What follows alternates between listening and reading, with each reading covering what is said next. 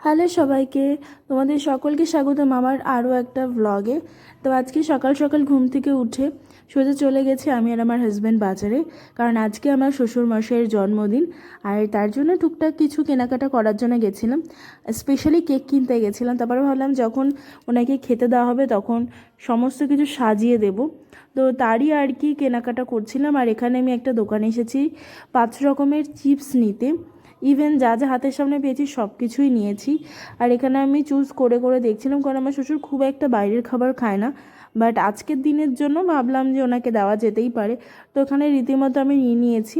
তারপরে এখন যাব বাজারে, কারণ মাছ বাজারেও কিছু টুকটাক জিনিস কিনবো, তো সেখান থেকে কিনে আর তারপর রান্নার জোগাড় করতে হবে। আর আমার শাশুড়ি অলরেডি রান্না করা স্টার্ট করে দিয়েছে, আমি যখন বাজারে আসছিলাম তখন দেখে এসেছি। আর এই হচ্ছে আমাদের মাছের বাজার, যেখান থেকে আমরা চিংড়ি মাছ, ইভেন ইলিশ মাছ সমস্ত কিছু নিয়ে নিয়েছি। এবার যাব বাড়ির দিকে। তার আগে ভাবলাম কয়েকটা সবজিও নিয়ে নিই। তো এখানে টুকটাক স্যালাডের জন্য নিয়েছি টমেটো, গাজর, আর নিয়েছি হচ্ছে শসা। এইগুলো নিয়ে দেন এখন যাব বাড়িতে। আর অনেক কিছু কেনাকাটা হয়েছে। এবার বাড়িতে এসে দেখি আমার শাশুড়ি অলরেডি সমস্ত কিছু গোছগাছ, ইভেন রান্নাও হয়ে গেছে। তো আমি টুকটাক সাজিয়ে গুছিয়ে দিয়েছি। অ্যান্ড তোমরা পুরো ভিডিওটা দেখতে থাকো।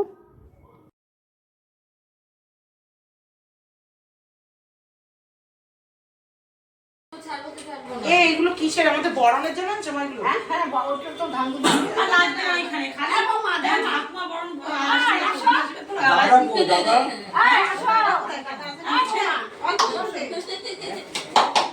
ওই তো ওখানে দাও আছে।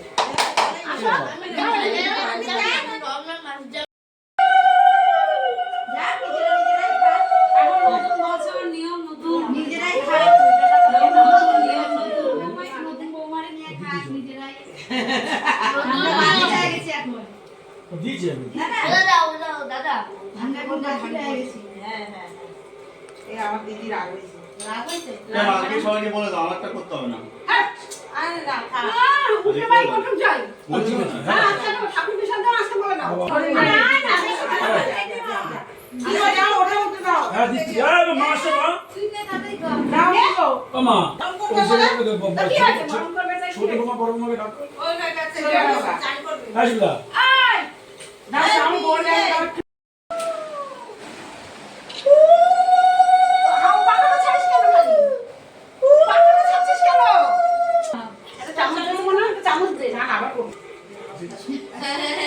মা ভালোবাসে জানায় তাই গো।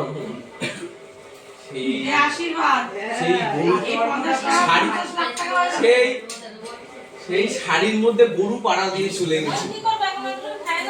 হ্যাঁ খাই নেবো তো। হ্যাঁ ও আচ্ছা, দিদি শাড়ির উপর গরু পাড়া দিয়ে চলে গিয়েছিল। দাঁড়া দাঁড়া দিচ্ছি।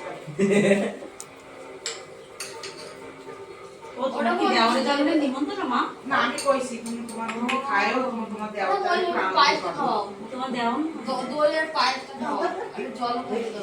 তোরা খাবি বাবা, আর কয়দিন পরে খাবি। কিসে খাবি? ওই যে রাতের জন্মদিন আর কয়দিন। কাকার অন্নপ্রাশন যেদিন হয়েছিল